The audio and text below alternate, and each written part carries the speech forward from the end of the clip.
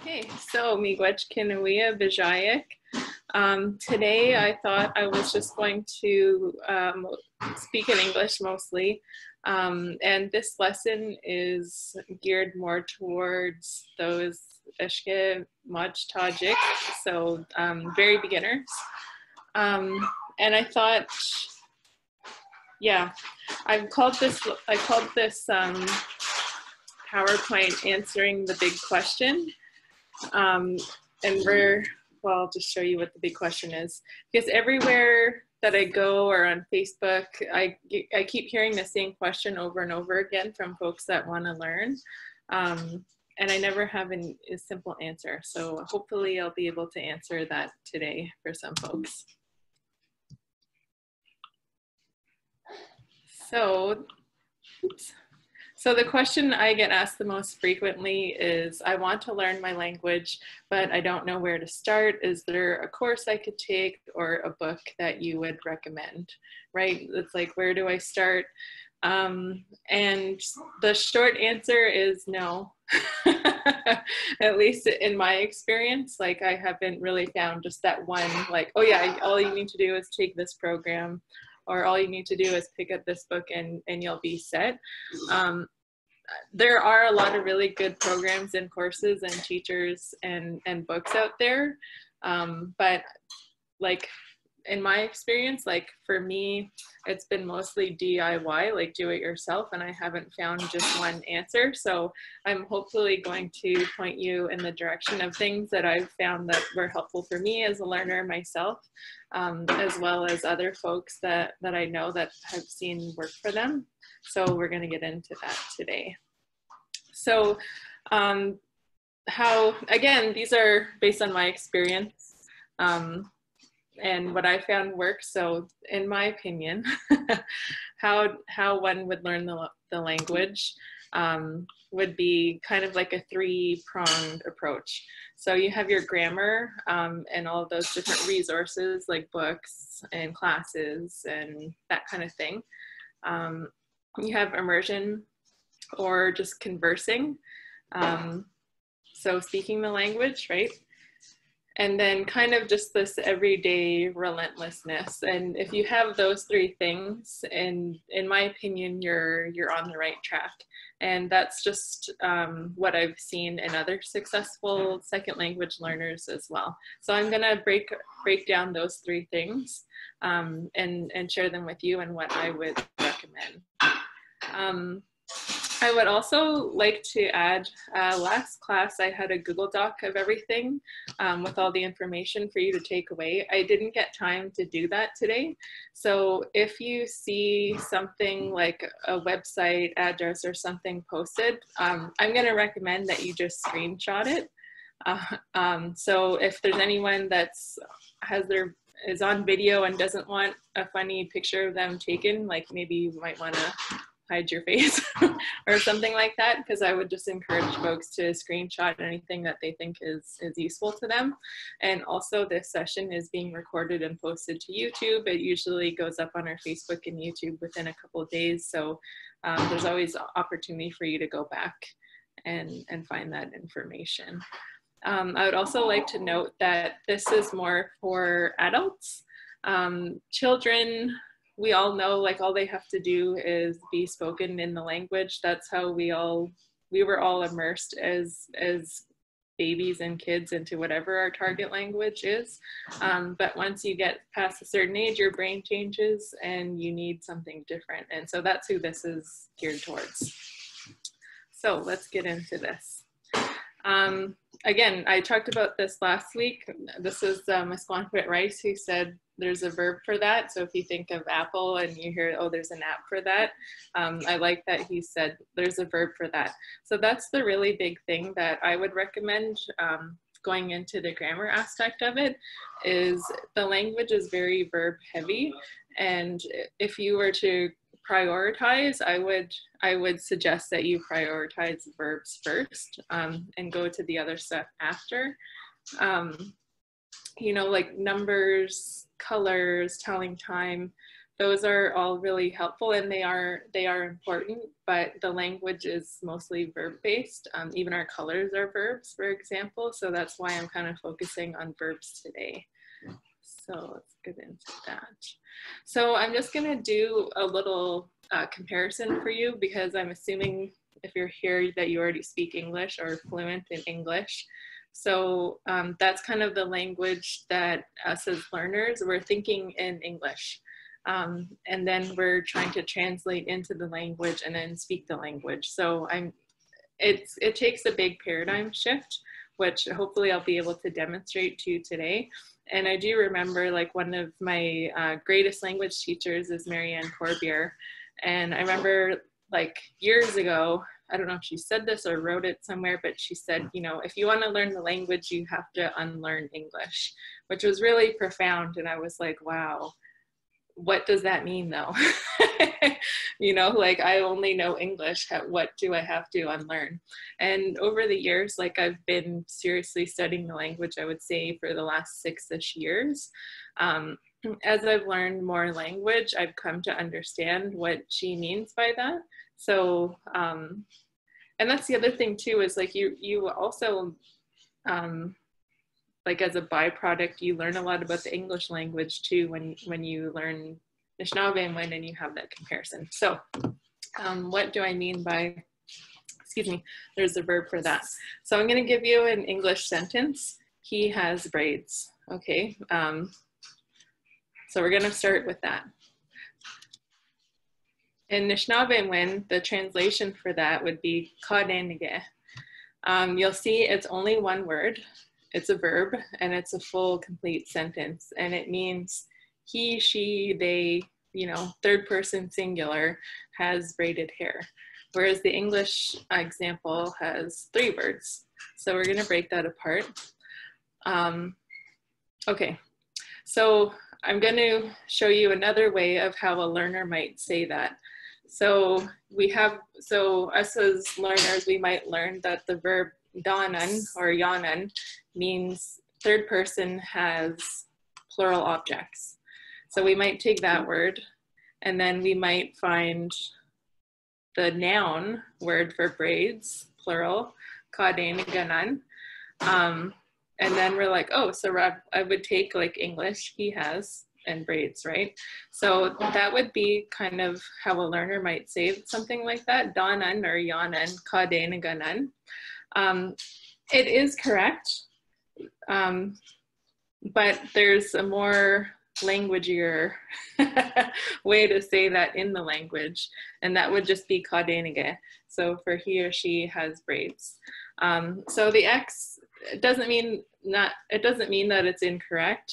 It would be correct, but I would argue that a fluent speaker might use the verb kadenige to say someone has braids. So that's just an example of a paradigm shift, and that's what I'm talking about when we say, like, there's a verb for that. Most of the time, like, there are verbs for that, and we don't have to be so literal in our translations when we're thinking really Englishy. So I have another example. We'll take the word red in English, okay? In Anishinaabe, I have squaw to say red. In English, red in this case might be considered as a noun. When we think of the phrase like the color red, or the red car, or the red chair, or what have you. And so a lot of times folks will begin and they write animals, colors, numbers. So it's kind of like the first thing that we're usually taught in the language.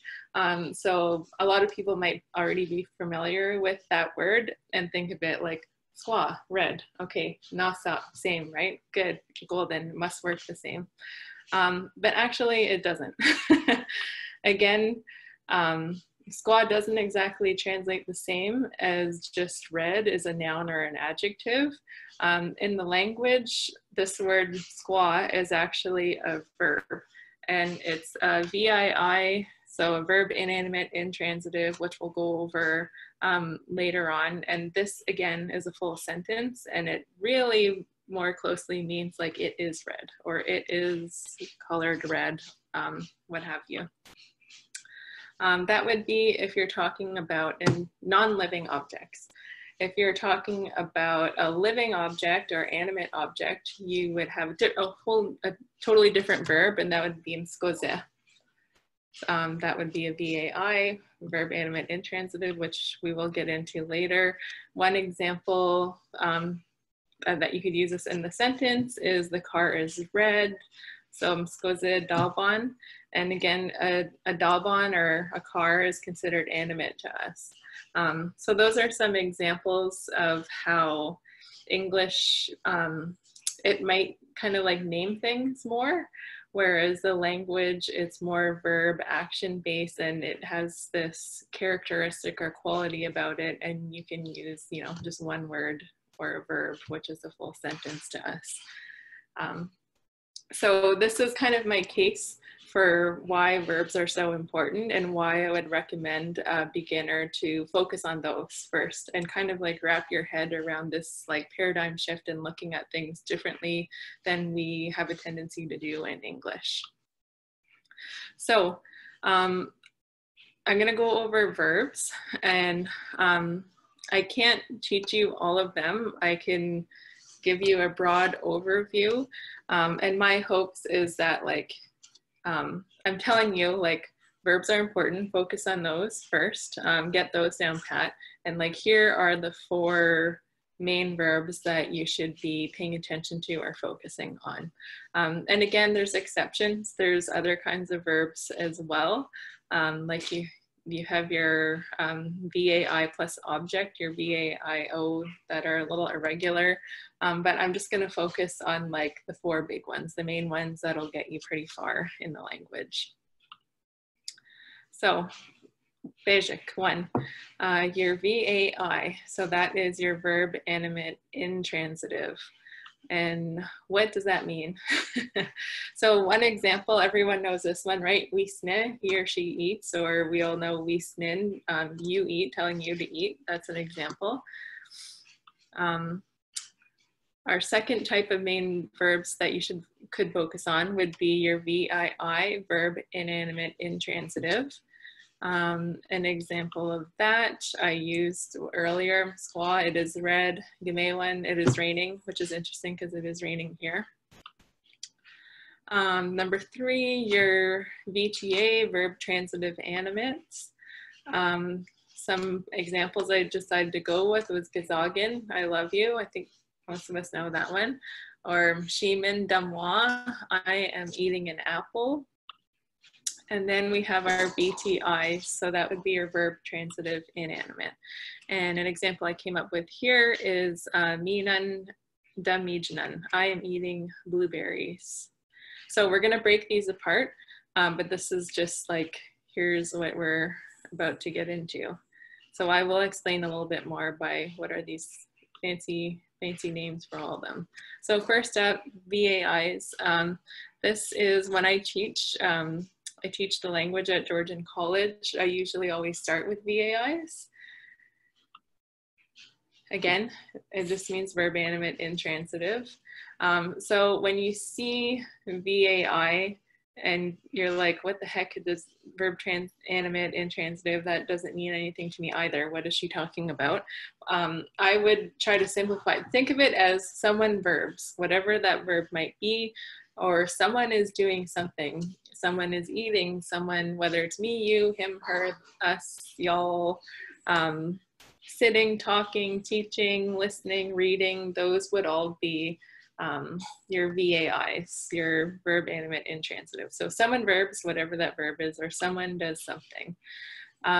So in this case, we're just focusing on the action. We're not focusing on the transfer. You're just thinking of like whatever it is, whatever that verb is that they're doing. That's my example. I need to come up with some more, some more examples. But that means he or she or they eat. Ooh, oops. Okay, did I go over all of that? Yes, I did. Okay, so that's number one, your VAIs. So that's kind of like your beginner ones that you want to get a good mastery of. And I think most of us do like learn those words when we first take a language class, but now hopefully you know what they are. So you can figure out how they work and how to conjugate them. So that would be the animate, if your actor is animate or living. This would be the same thing, but inanimate. So if your actor or subject or what have you that you're talking about is considered non-living, and VII just means verb, inanimate, intransitive. So what the heck does that mean? And just think of it as something non-living is doing something, or something verbs. So I'll go over some examples in the language. Telling time, those are considered verbs. So if you want to say it is 1 o'clock, that would be an inanimate verb.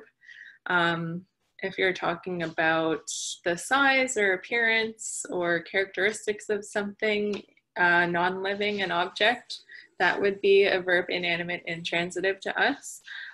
So again, I use the example cha for it is big in size. And again, in English, right, that word, it is big. What would big? I think that would be like an adjective, but to us it's a verb and it's a full sentence, right? Another example, weather words, right? Zogwa, it is snowing. And again, we have color words if we're talking about an object that's non-living. So I took zhaoshgua for blue or green. Okay, and then we have our VTAs. See last week's Zoom session. So that was the one that I taught last week. I've just focused on transitivity because that's another big topic that is really going to get you far.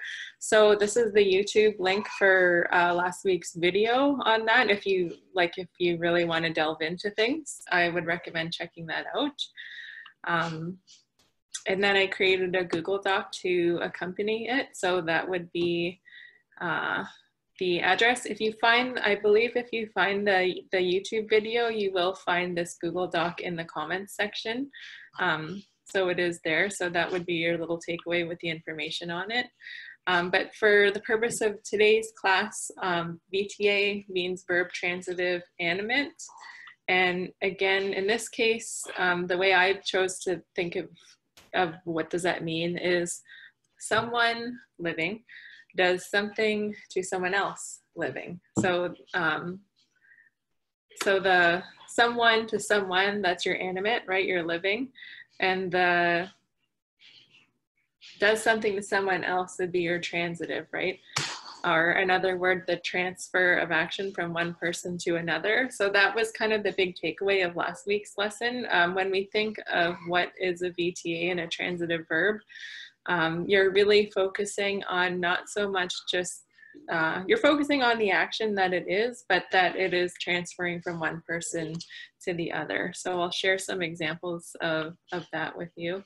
So I have Widop Mon, she eats with him. Wan Mashimanan, she is eating the apple. And then the other popular one I went over earlier was Ge-zog, I love you. So you can see, right, there's a she to him, she to him, me to you. So it's a transfer from one person to another, basically. And those are big. I'm still working on these myself. So yeah, there's lots to cover there.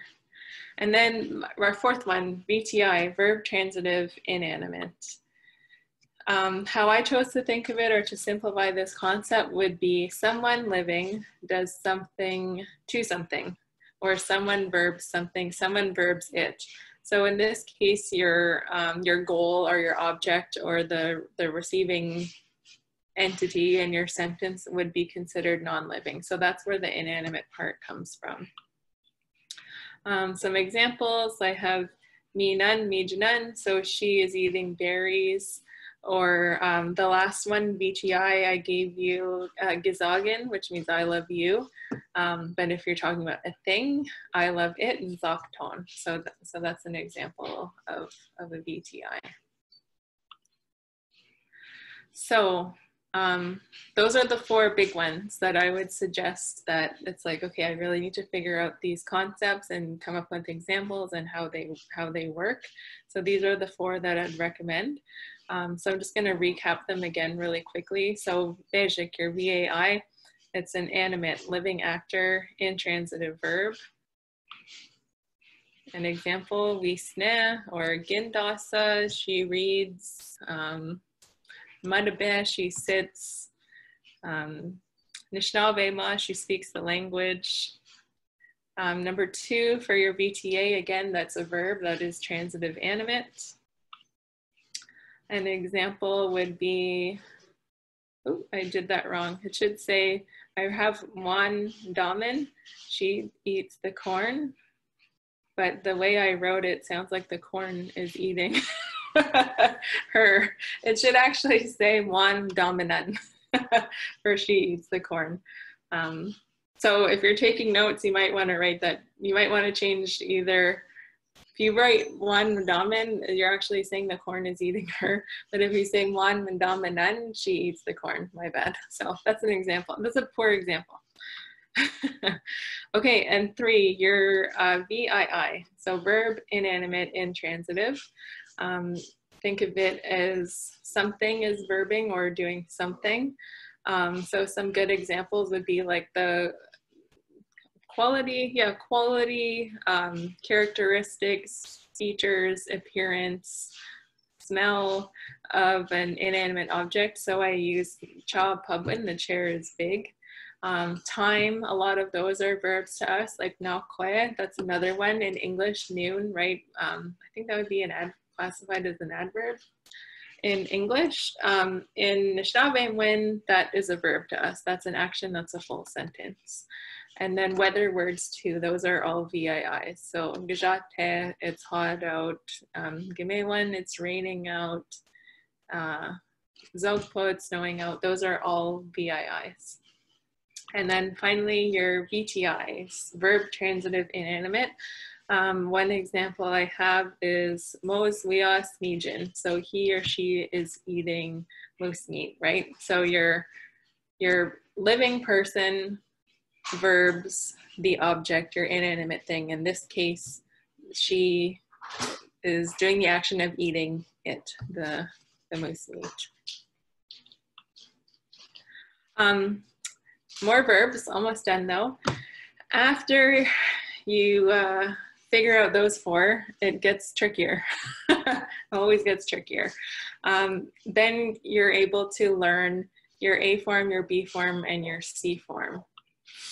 So Ninatik Pongwish, he actually taught a really good lesson, Zoom session for Eshki-nishnaabemjig, and that is on YouTube. So that's the YouTube link from that. And I would recommend checking that out because he's going to go more in depth for it.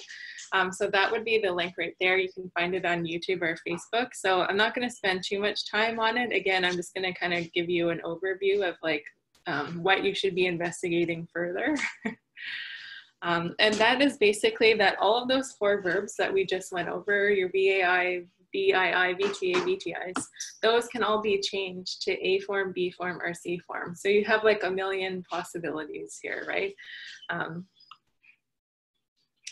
And basically, I don't even know where A, B, and C form came from. I think that might be just a name those Western Ojibwe came up with. Doesn't matter what you call them. They have many different names. Call them Todd, Kyle, and Carl if you want. I don't care. They're just names, right? As long as you know how they work, don't get overwhelmed or scared by these concepts. It's just an easier way for us to talk about them faster, right? We're giving them names. So some of the other names for them, for A form would be independent clause. I'm trying to think if, let me see if there's any other names for them. I can't see my chat here. Okay, if someone has another name for A form or independent clause, just feel free to chime in. And then your B and your C form, those can also go by the names of dependent clause, subordinate clause, conjunct form, or conjunct order. They're pretty much all the same thing. So if you hear these other examples, that's what I'm talking about. So that's why I wanted to share them. So they go by many names, just know how they work, right? So again, you can have a VAI, an A, B, or C form, depending on whatever your use are. You can have a VTA in A form, B form, or C form, VAI and VTI, okay? So you get it. So there's different ways that we can work with these. Okay, so I'm going to give you some examples of like what I'm talking about by this. So if I have A for A form. So one example or two examples I have here would be Wisne, she eats, or Nuisen, I eat. That is just your basic independent clause. Regular sentence, you know, straightforward stuff. Then you have your B form. So you can take Wisne and you can conjugate it by putting a person marker at the end of the verb instead of at the front or at the beginning, like how we would do in A form. So in this case, you could take Wisne and you can add a T or a D at the end, and that would give you Wisnet. And generally that means like when or if she eats, third person eats. If you wanted to talk about me or I in B form, you could add the ya, or I guess it would be more Ojibwe to drop that H and have yon. Same thing, you could say Wisne ya or Wisne yan, and that is changing it to when or if I eat. So you can see how they're like a little bit different, right? In this case, these B form would be like a dependent or subordinate clause. And I always like to teach A form as an independent clause. She's an independent woman. She pays her own bills. She don't need nobody. Okay, she's the full sentence all on her own. She's good to go, right? Then you get into your B form, which I like to remind students that it's a dependent clause. Because if you just walked up and said, when I eat, right? I'm gonna be like, when you eat what? Like, where's the rest of the sentence, right? So this is depending on something else to complete it. Therefore, sometimes it's easier to think of it in terms of as independent and dependent. So B form, she's dependent. She needs someone to finish the thought. So that's like my big test, my little litmus test when I teach this with my students. Did my power go on or off? I heard something. Okay, sorry. So again, not full sentences, relies or depends on something else to make it complete. So that's when we're getting into our B forms. Then you can take your Wisnet, your B form, and go take it a step further and do some funky tenses at the beginning that are a little bit different than the tenses in A form or your independent clause. So a lot of times we take the tense and we do what's called an initial change. So like you could, so we're going back to your A form example, Wisne, you could say, Ge Wisne, she ate yesterday. Ge-zhi already. You can take that Ge and do an initial change. So the two I's in Ge would change to Ga.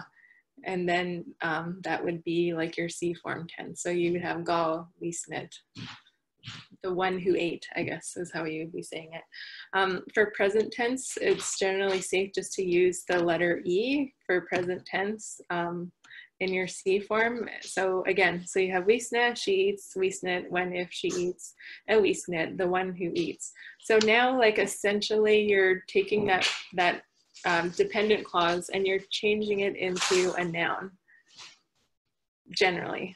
Miigwech, I should say, generally. There's other crazy stuff you can do with it, but I'm not gonna confuse you or myself today. But that's kind of like the 1.0 beginner form of that. So there's my little Miigwech generally. So that's just an example of like kind of very broadly, what is A form, B form, and C form? So A form, independent clause, full sentences. B form, your subordinate clauses. So any phrases like when I eat, if I eat, before I eat, while I eat, during eating, those kinds of things. Those are your B forms. C form, you're taking your B form and turning it into a noun most of the time. Yeah, so this is going back to when I was quoting Miss Longfoot again, when he was saying there's a verb for that. Even a lot of our nouns have come from verbs. So this is why I'm like really verb heavy and really pushing, you know, us learners and beginners to really focus on those, because you're going to be speaking a lot faster. Like it's really great to know, you know, your nouns, your colors, your animals, and your numbers.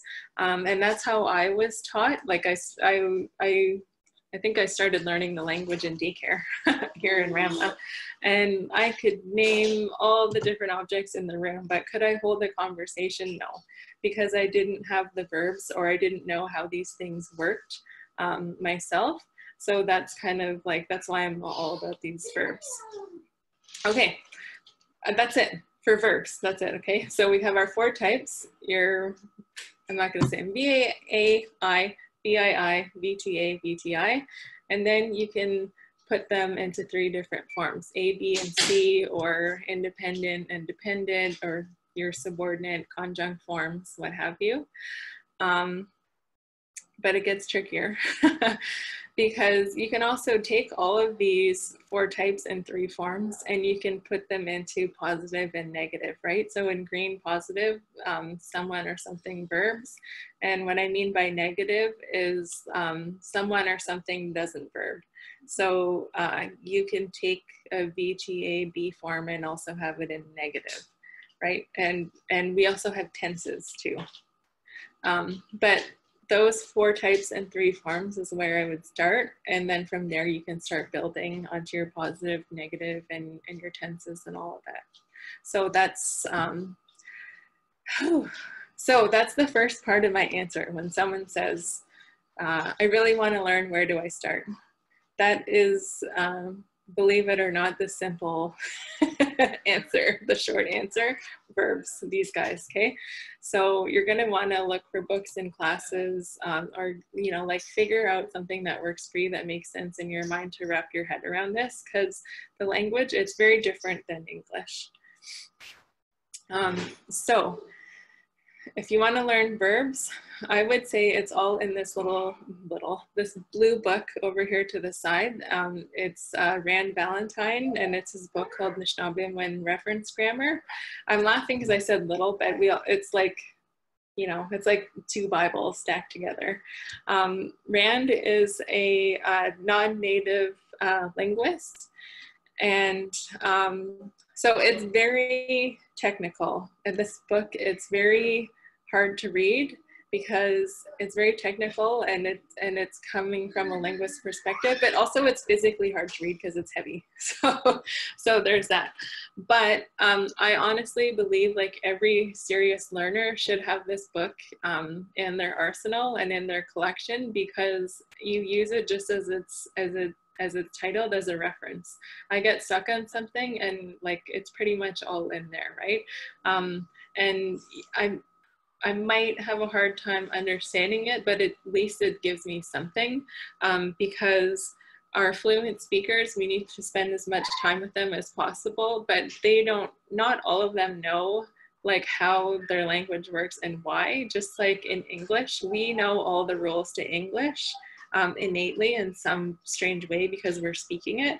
But does that mean that if someone from Japan came here, could I break down and explain to them, you know, like, what is the difference between saying no, nah, nah, nah, like, you know, those little things? Like, I don't know the rules to that, right? So that's what this reference grammar book by Rand Valentine is there for.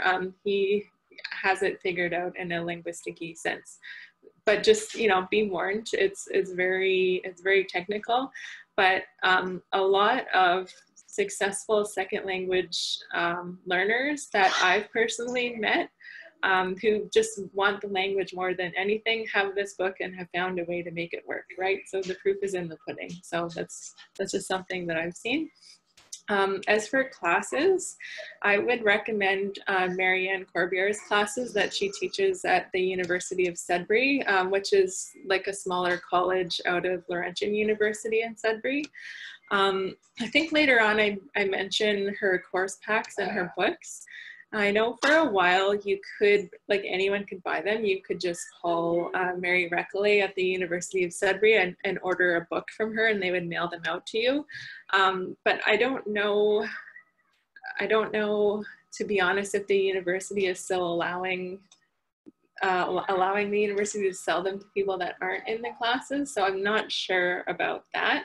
But if you could get your hands on those course packs one way or another, if you're not able to, you know, pay university tuition to take her course, then I would do that.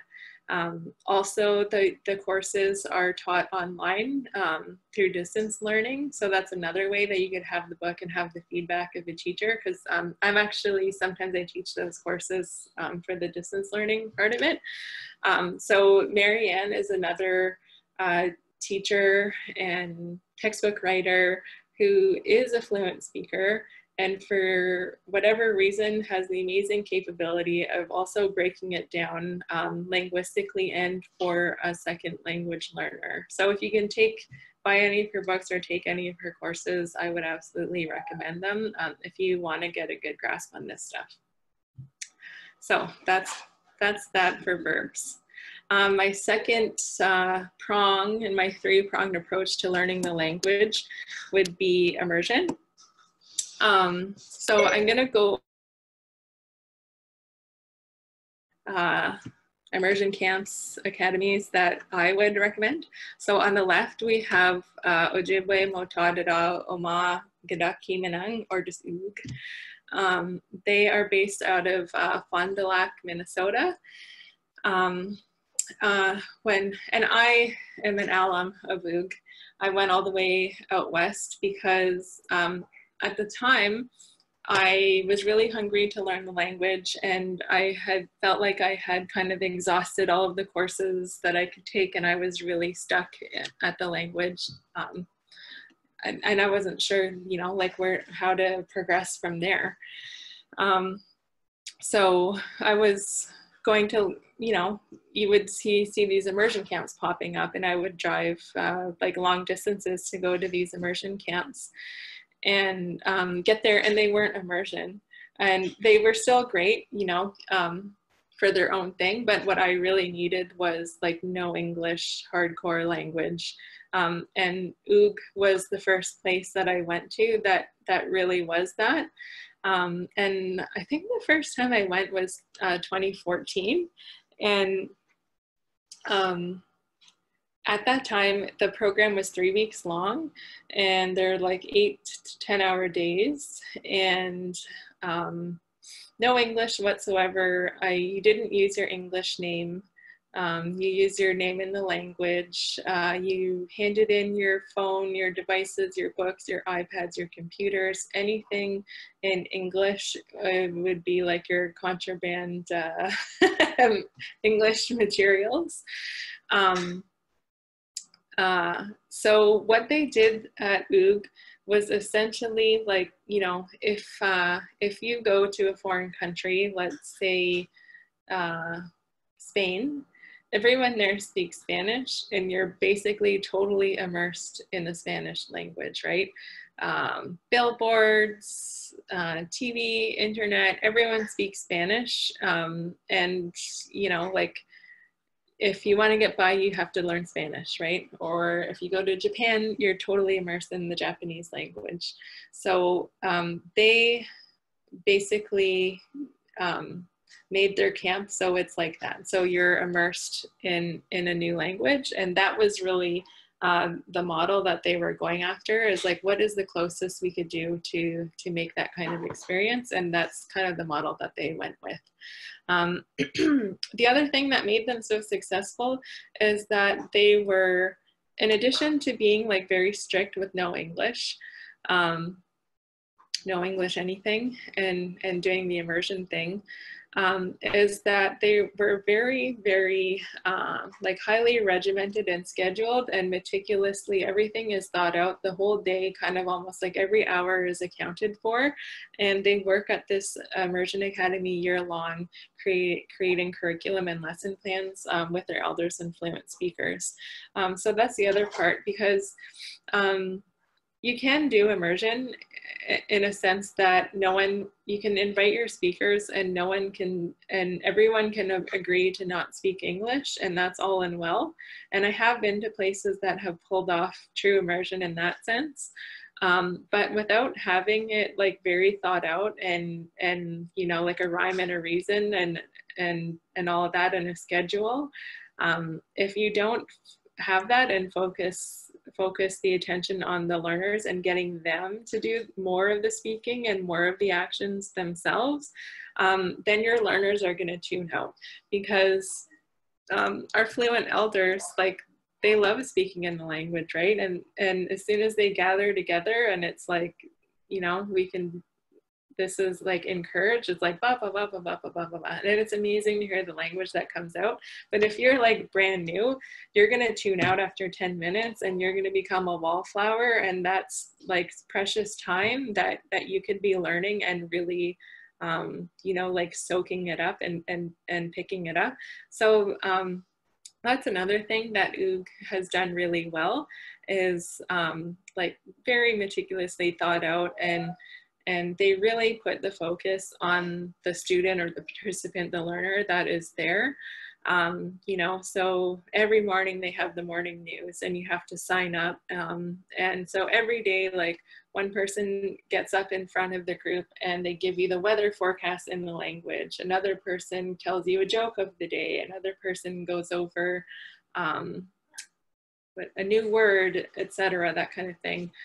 Then we all clean together and we clean in the language with our speakers, and the facilitators are going around and they're asking you, you know, Anisha, what are you doing? And if you're sleeping, you have to answer, oh, Njishtige, like, while you're actually doing it. So the focus also is like really put on the learner.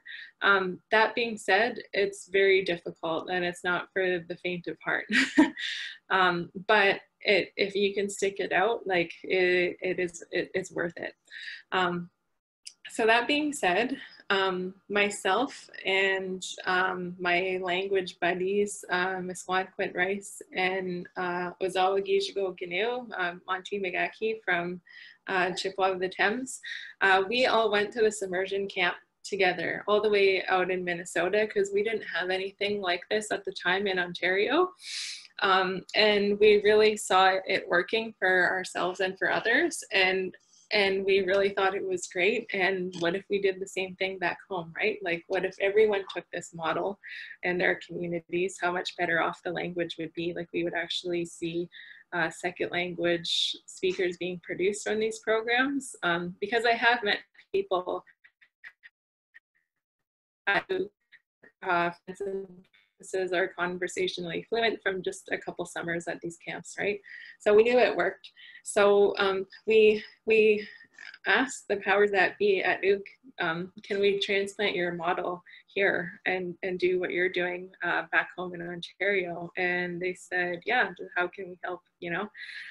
So we got the blessing of OOG and some good guidance from Wezawa Benesik, who's the Ge-zhi-maajii over at OOG, and that is how Eshki-nishnaabemjig was formed.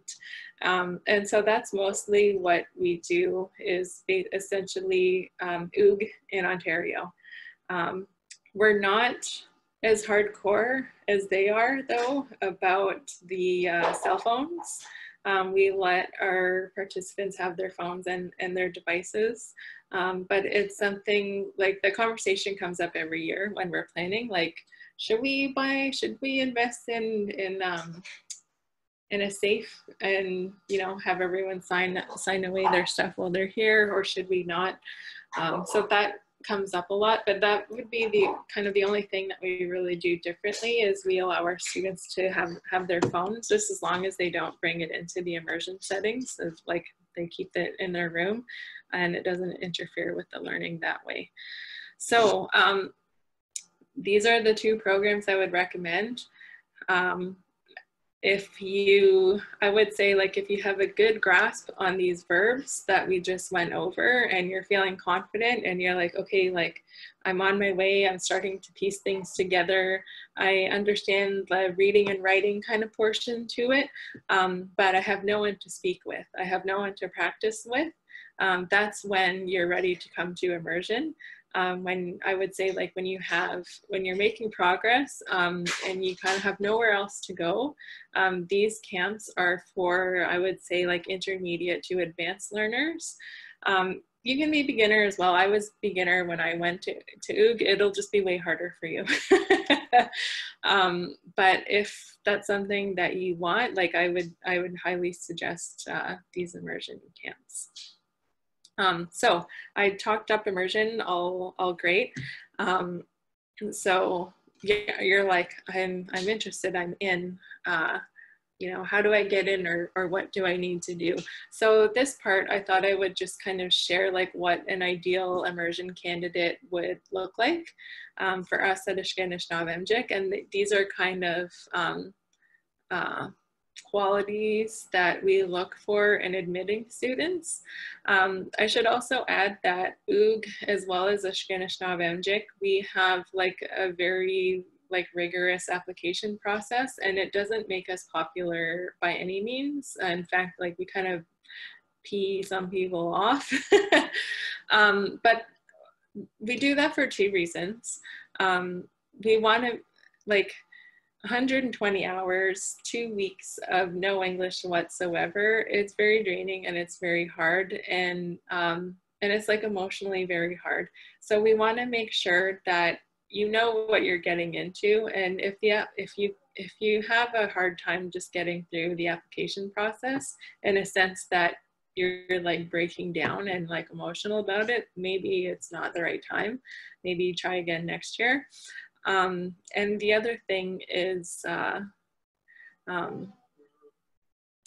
basically we want to admit people not necessarily based on aptitude or how smart or how fluent they are, but basically on your attitude, because it's like not for the faint of heart, it's no joke. And we don't want to like traumatize anyone. We don't want to admit someone and then, you know, day two, they're throwing in the towel. The other reason too is to make a true immersion environment, you kind of do have to be, as a learner, outnumbered by fluent speakers, and we don't have very many fluent speakers, so we try to keep the numbers down and just kind of invest in those like 10 people that are like, they really need it, they're really hungry, and they're kind of stuck, and there's nowhere else for them to go to continue to get them to actually speaking. So that's what Eshki-nishnaabemjig is essentially for, and I think UG too, although I can't quite speak for them. So when we are doing the application process at Eshki-nishnaabemjig, we're mostly looking for positive attitude in people, self-awareness. And what I mean by self-awareness is that, like, they know themselves, they know how they learn and what works best for them and what doesn't, and they know kind of like how to be like language MacGyvers, like how to survive in immersion. So you obviously, you're a learner, you're not fluent, so you don't know how to say something, but maybe you know how to talk around it, right? Or maybe you're a really good drawer, and so you can draw it out. Or maybe you're a really good mime and you can act out what you're trying to say. So that's kind of what I'm talking about when we speak about self-awareness. And that also comes along with coping mechanisms in difficult situations. I think that is one of the questions that we do ask people in applications is like, it's going to get hard. What are you going to do when it gets hard? What, like, are you going to go for a walk? Are you, you know, like, are you just going to sit back and listen? Like, you need to be prepared for when that happens, because it is going to happen. The other thing that we look for in a successful immersion candidate is someone that works well with others and supportive. And again, like if you're having a hard time, that you're not, you know, like being a bummer and kind of not making it fun for everyone else, that you are going to help your peers, right? Because we really do become a family for those 2 weeks. So that's important to us, that everyone works together and is supportive. The other thing is I didn't know how quite to say this, so I wrote down proven track record of dedication prior to attending. What I mean by that is we say, like, what courses have you taken? What do you do? You know, how many hours a week do you spend on learning now? Like, do you sit with an elder? Do you have a language nest? Have you taken previous courses? So we want to make sure that the spot is going to someone that like really wants to be there, because there are limited amount of spots, and these are kind of once in a lifetime opportunities. So we look for that, and we also want to make sure that like you're really in this and you're really dedicated and you're going to you know, survive or at least stay for those 2 weeks. We also are looking for, what is your motivation in attending? Why do you want to speak the language? Why are you here? Why is this important to you? You really have to figure that out. Because the other thing that, you know, when it's down to, let's say we have 40 applicants and 10 spots, like we really are, you know, like with the microscope kind of like to select the right people. So we also ask, how are you going to pass or share on this new knowledge that's learned? It's really great if you want to learn your language and become fluent and speak it. But if you're not passing it on in some way or another, the language is not going to survive. And that's why we're here, right? So do you want to speak to your kids, to your grandkids, or do you want to work at a daycare? Do you want to be a teacher? Do you want to bring this model back to your community? While I'm on that topic, the picture that you see on the side that I decided to go with was our picture from our very first summer that we operated as an immersion academy. I want to say that might have been 2016. This will be our 4th summer, so 4 summers ago. So these are all of our speakers, our fluent teachers, our students, some visitors, and some facilitators. And a lot of the people in this picture are from different communities. And they've taken what they have learned at Eshki-nishnaabemjig back to their communities in different capacities. So I see a bunch of language teachers. I see a couple that has really championed like a language movement in their community, really, and bringing forth the language. So they were learning the language for themselves and going around to different places and picking up on successes.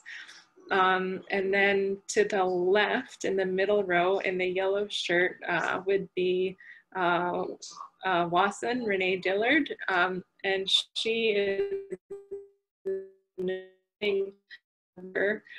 from, I think she's from Little Traverse, no wait, Neben, are you there? Where's Apishenshipot Wasson?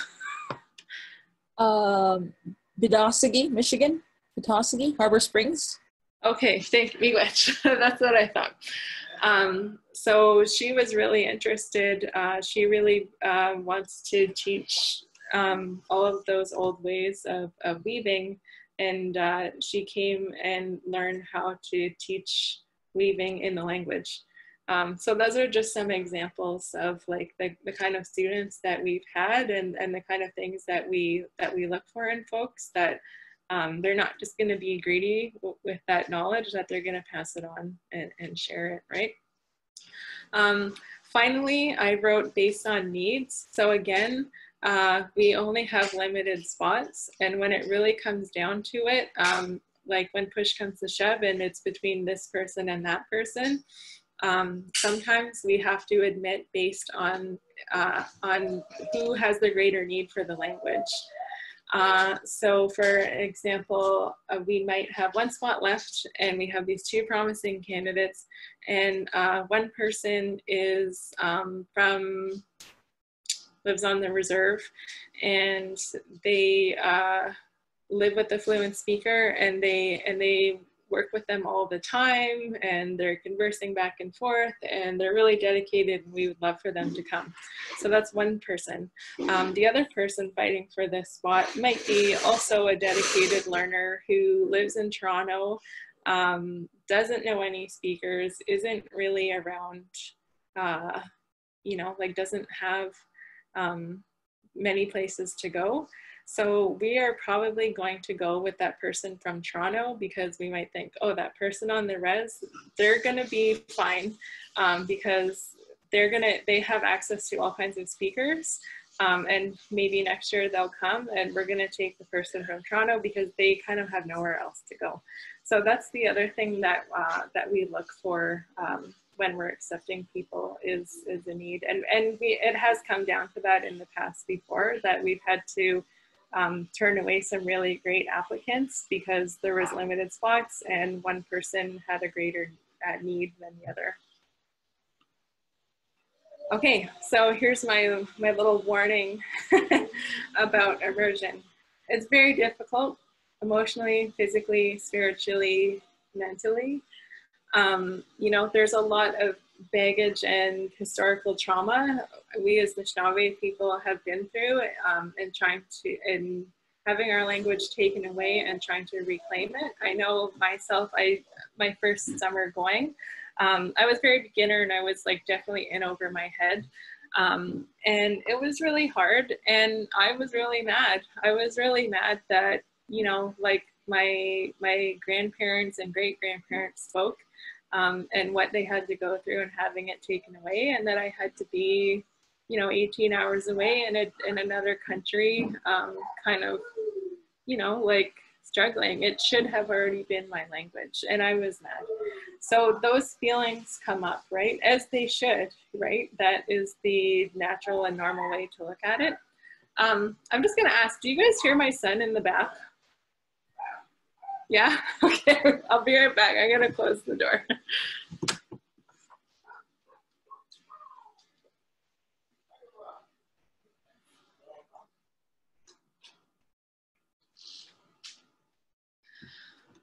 Okay, I gotta love talking about historical emotional trauma, and there's my son slashing away. Gotta keep me humble, right? That's my next point, humbling experience. So, oh yeah, the other thing, when I first went to immersion, I was also like mentally and physically drained. We went our first week, Monday to Friday, and we had the Saturday, Sunday off. I think I was in bed at like 7 p.m. on the Friday, and I woke up at noon the next day, and I actually felt hungover, like I was like partying all night. I had a headache, and like I was like dehydrated, and my brain felt fuzzy, and like even my body was sore. And when I spoke to other you know, like language learners that have done immersion, they said that they've experienced the same thing, and it is actually to be expected when I guess an adult is learning another language, which really gives me a whole new appreciation for immigrants that move to a new country and are immersed in a new language on top of everything else. So it's not only is it difficult, you know, emotionally and spiritually, but it's also can be physically and mentally draining. So be prepared for that. If you feel that way, it's totally natural. Be gentle with yourself, take lots of breaks, eat really well, drink lots of water, that kind of thing, because like your brain is on overdrive when you're in immersion. That being said, it's a humbling experience, and this can be a good thing. What I mean by it's a humbling experience is when I really got serious about the language and was doing these immersion experiences and was, you know, like, I just felt stupid, to be honest with you. Like, this is the first time in a while that I actually felt like the slowest person in the room, and that's really hard. But if you can keep going with it, it's going to be worth it in the end, and you can get somewhere. And an added bonus is like you're really truly humbled, and I really think that like I have become a better person emotionally speaking because of all those times I was humiliated in immersion. It made me a stronger, humbler person, and I really thought that I really believe that, you know, those learners and teachers in the language, they're people that really live the teachings, that they don't have to preach about it. They just are generous, humble, loving people. So you're going to get that as an added bonus, and you're going to meet some really great people. So when you're in the weeds, try to think of those things, right? Like, I'm being humbled, and I'm going to continue on, and I'm going to get all kinds of things like, you know, positive benefits in tenfold, right, that come out of that. And also, it is very difficult, but in my experience, I do find that it's the most efficient way as an adult second language learner to pick up the language in a short amount of time. Because, let's see, 2014, that was 6 years ago. I was like, how old am I now? I was like 27, I'll say, when I first went, I think. Okay. I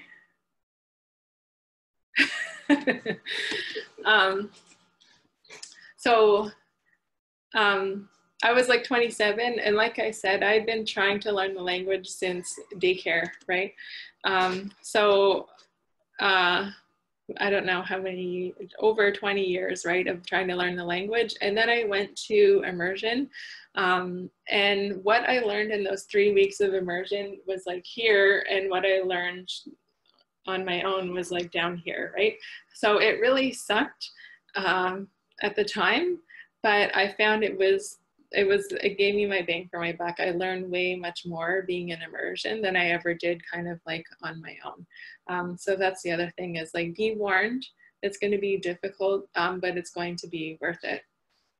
My final note here, the ugly stage. What I mean by that is, the first time I went to Oog, yeah, I was fuzzy. I was, you know, like really struggling. Someone would tell me to do one thing, and then I would do it, and then I found out I heard them wrong and I was saying the wrong thing, et cetera, right? Like just this for like 3 weeks. And Brendan Fairbanks was one of our teachers there. And we were able to speak English in his class for a little bit if we had a question. So after the class, he says to me, like, you know, he sees like I'm pretty tore up, I'm pretty burnt out, and he goes, "How's it going?" And I was like, you know, "Ooh, I don't know." And he kind of laughed, and he said, you know, learning the language is a lot like guys with short hair that decide that they want to grow their hair out long into braids. And so they have this short hair, and then it starts to grow out, and then it gets to like, you know, like this length. And then it's like really puffy and like bouncy, and you can't style it, you can't do anything with it, you can't put it in a ponytail. And it's just kind of everywhere, right? And it's in this ugly stage. But if that guy sticks it out and doesn't cut his hair, eventually it's going to get past the ugly stage, and it's going to grow out, and it's going to be fine, and then he's going to have their braids. But if you cut it, you're back to square one, right? So he's like, that's where you are right now. You're in that ugly stage. And he said, you know, but don't worry, like keep going, like you're on to something, right? And it'll get better. And he was totally right. You know, like within a year of him giving me that little positive story, I would say, I don't know if I was conversational with it, but I was very comfortable in the language. And, you know, that girl that was in the ugly stage of the summer before was light years away. So that's kind of, yeah, that's kind of my analogy that really made sense for me. And so I hope it makes sense to you if you're wanting to attend an immersion camp or something like that.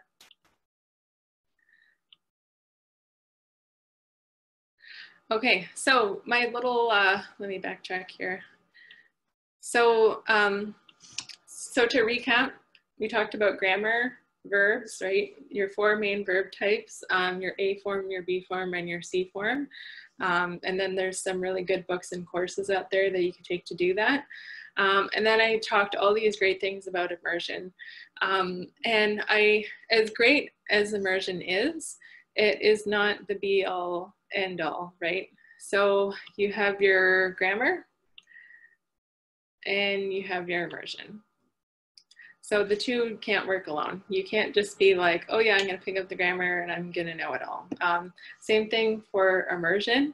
I do hear a lot of folks at language camps and what have you that they'll say stuff like, oh yeah, you just need to be immersed in the language. Just come live with me for a year and we won't speak English and you'll pick it up fine, right? That's how I learned as a baby.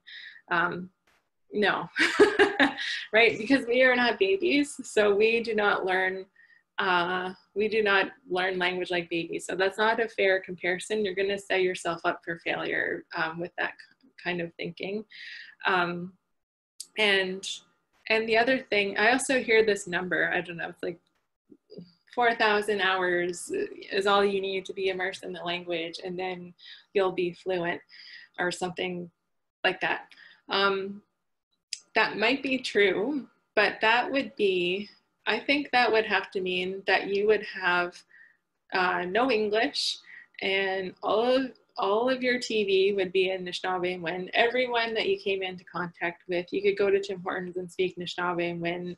You could read your books, you could watch Harry Potter or read Harry Potter in Anishinaabe. If you had that if you were immersed in that way, for sure it would only take X number of hours, right? Probably to be immersed and pick up the language. But that is not the case with Anishinaabe. We don't have that. Our language is endangered.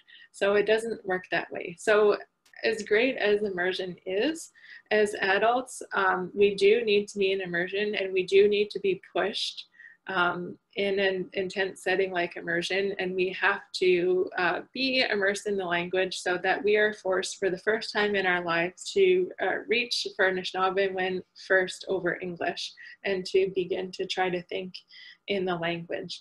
That being said, we're not babies and we don't learn like them. We still need grammar. So I think if you have those two things together, like that's kind of that's how you're going to become fluent. I know a lot of our elders and fluent speakers don't like grammar. They don't like when we write things down. Fair enough. But anyone that I've met that has picked up the language, you know, someone like me who grew up speaking English or wasn't fluent and then successfully picked up the language, they've done these two things. And that's what works for them. So to me, the proof is in the pudding, right? So that's the other thing is when you meet someone who's making good traction with the language or who is conversationally fluent, talk to them, ask them what worked for them. What did you do, right? And then do that, right? So that's what I'm sharing here is when I meet people that are conversationally fluent in the language as learners, like what did you do? So I know I've heard a lot of times something that works for people is when they're not able to be in immersion is to find a speaker and record them telling a story in the language. Take that recording home, transcribe it into the language, translate it, and ideally you would sit back down with that same speaker and go over your translation and did I get it right? If not, what did you mean by that? Or why did you say it that way? Like what's the difference? Why does this mean this and that means that? So that's another thing that I've picked up from fellow language learners that they can't do immersion. That's kind of like the next best thing. So that's the other thing, right? Make friends, make language buddies, and share tips and you know, motivate each other. So similarly to what I said last, you're not ready for immersion or you can't go to immersion, what have you. The next best thing is visiting your elders and fluent speakers.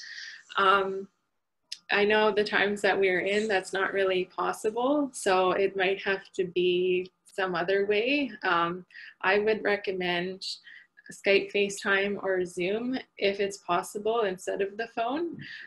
Like especially if you want to hold a conversation in the language with the speaker.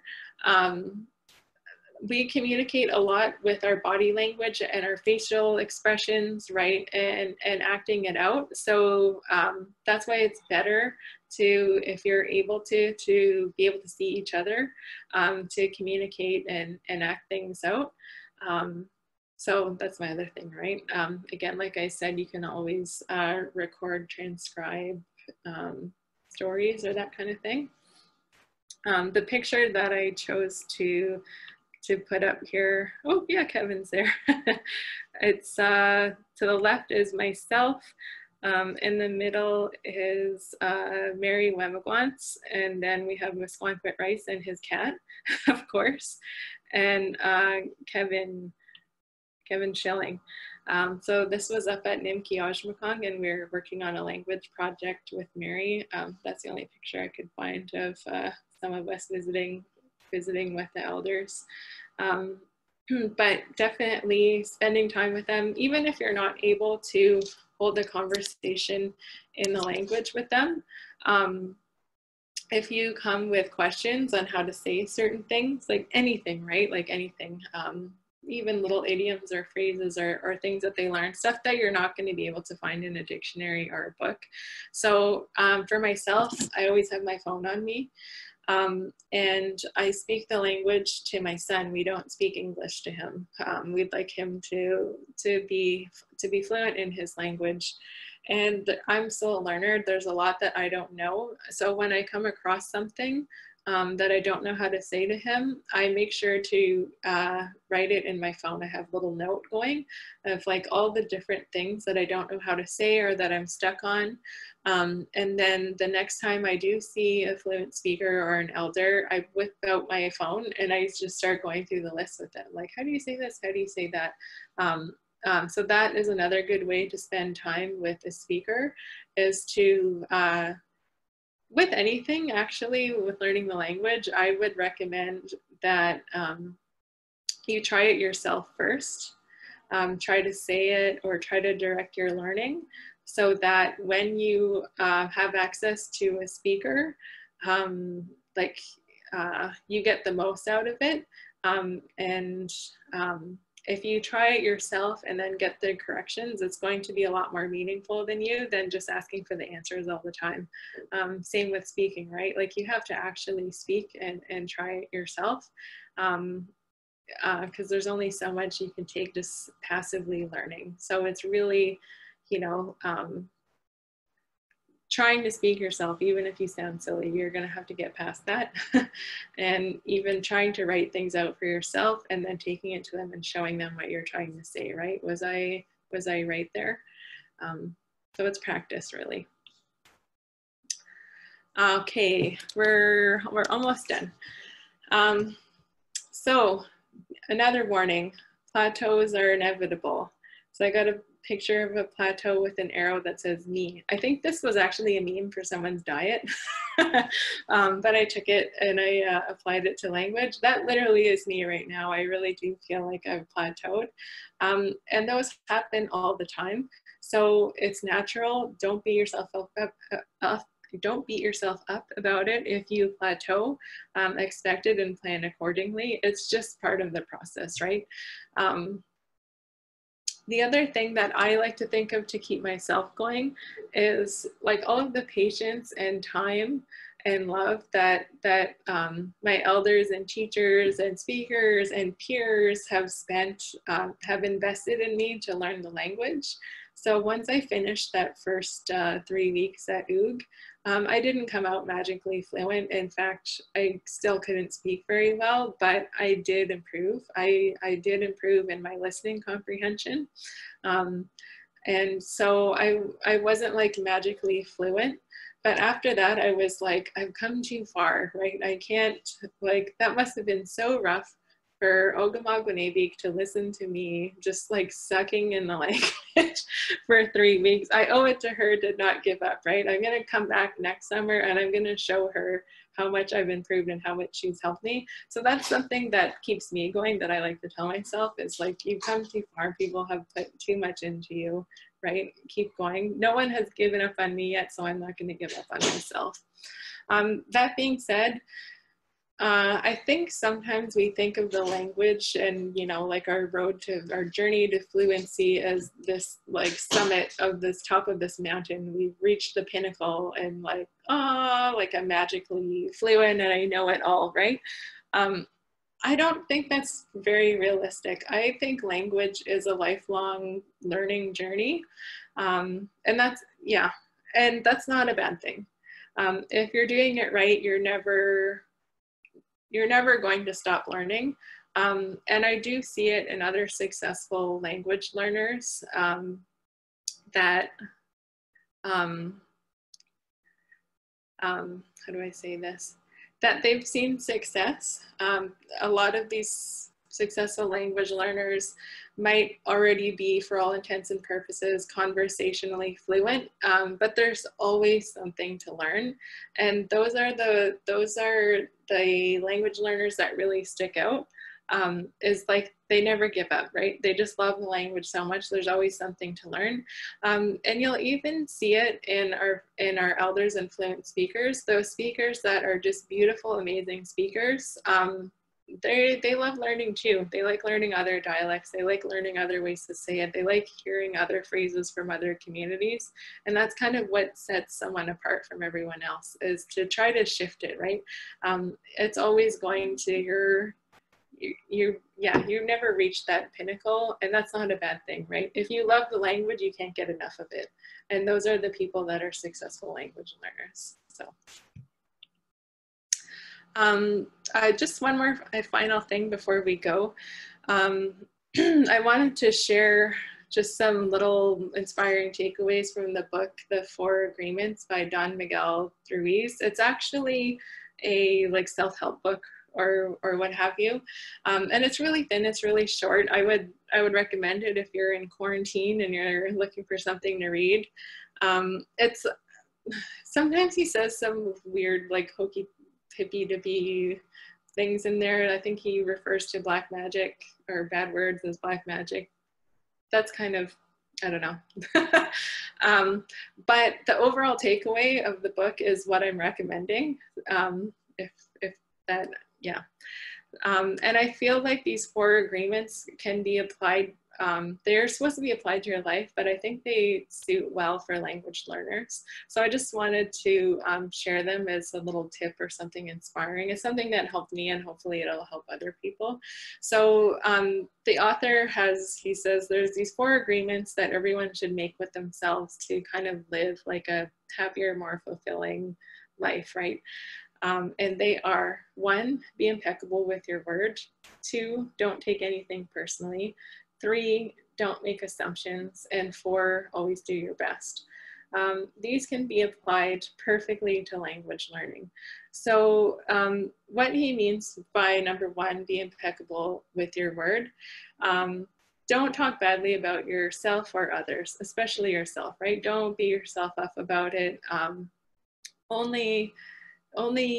It counts for what you say, but also your inner dialogue, right? Only use your word and those thoughts in the direction of truth and love. Be positive, right? And leave the rest of it behind. It's not going to help you being negative like that. Number 2, don't take anything personally. Oh, this is a big one, right? Especially if you don't know what anyone in the room is saying and everyone's laughing. Don't take it personally. It's not about you, even if it is mean, right? Because what others say and do is a projection of their own reality. It has nothing to do with you. And when you're immune to the opinions and actions of others, you eliminate needless suffering from your life, right? Anything that someone might say to you, sometimes I get it. People say I sound funny when I speak the language, you know, and I could focus on that, or I could be like, you know what, that's their own thing. And because if I listen to that, it's not going to help me, right? That's someone else's baggage. That's not my thing. Number 3, don't make assumptions. I feel like this is kind of related to number 2, but essentially what they mean is speak and communicate clearly. If you don't understand something, just ask, right? If just avoid, yeah, say what you mean what you say, right? If you don't understand something, ask. And just keep it simple, right? And number 4, always do your best. This one is my absolute favorite. I remind myself of this daily because the principle behind always do your best is acknowledging that your best is always going to be different from day to day. Your best one day might look different than the other day. It depends on, are you tired? Are you sick? Are you stressed? Are you hangry? Are you hungry, right?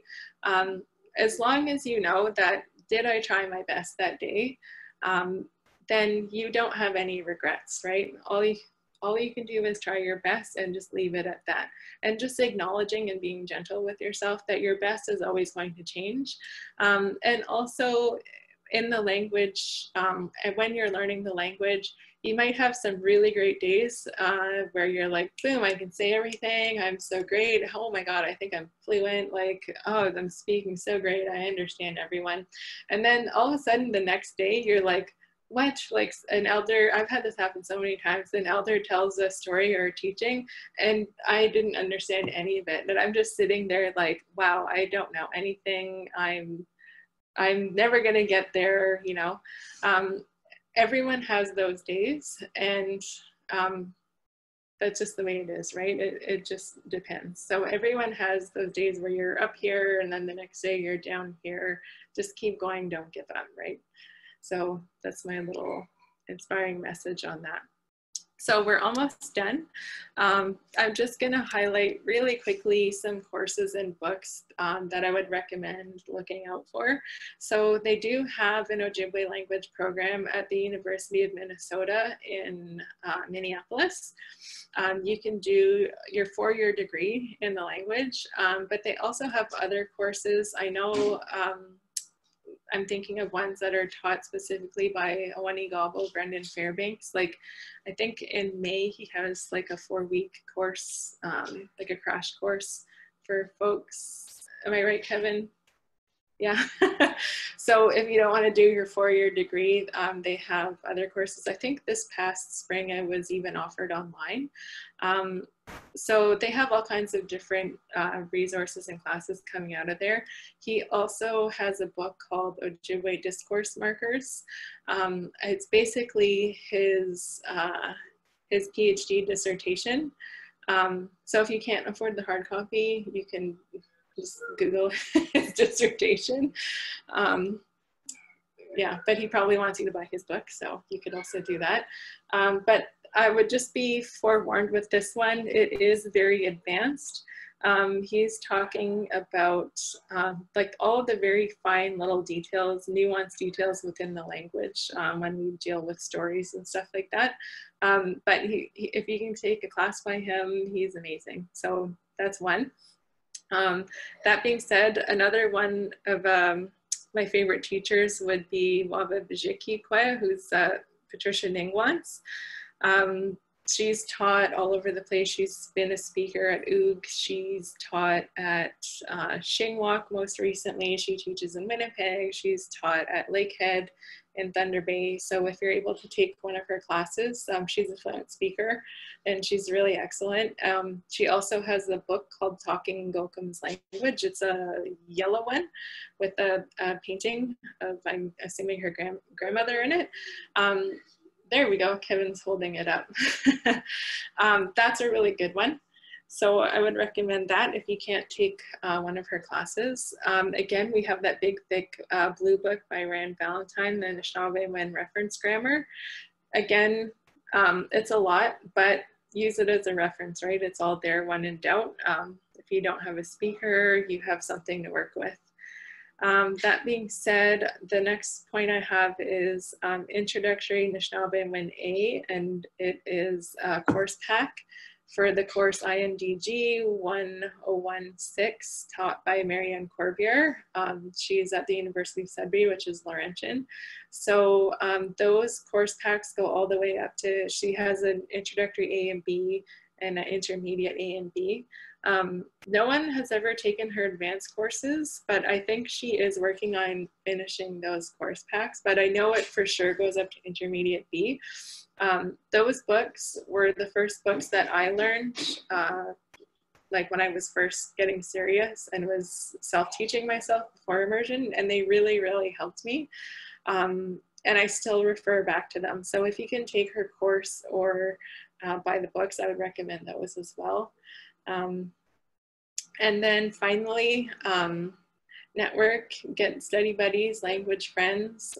When you go to immersion courses or language nests or what have you, the other great thing is the networking and the people that you meet, and that you have someone that's in the same boat as you and they have the same questions as you and they may have figured it out and are able to explain it to you.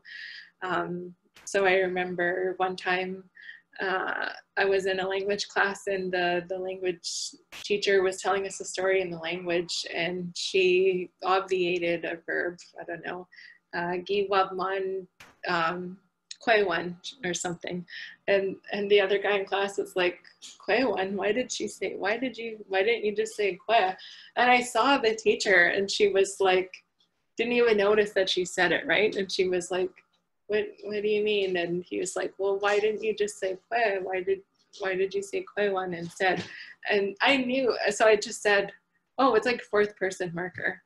And the guy was like, oh, okay. And the teacher was totally like, I have no idea what they just said to each other.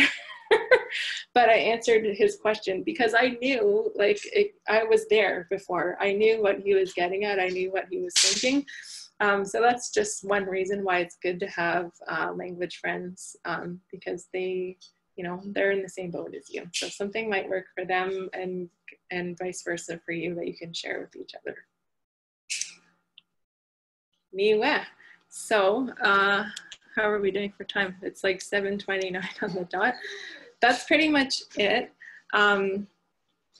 If we have time, let me turn this screen share off. If we have time for some questions, feel free. Now is the time before we hang up. How do I turn the screen share off?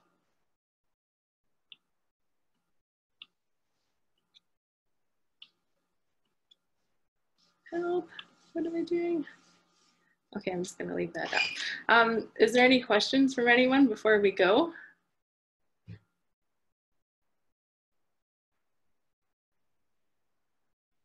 Huh?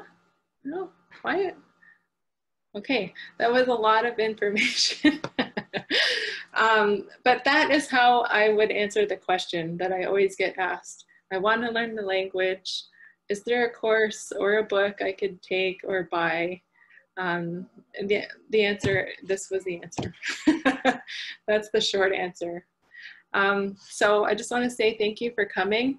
I think next week, well, Nibin Kwaya teaches again on Thursday, right? Yeah. And then we have one more week of classes next week, I think. I think Ms. Gwanquit is teaching on Tuesday, if I'm correct. So again, our YouTube, it's all there. And that's it. Miigwech, Kinuia.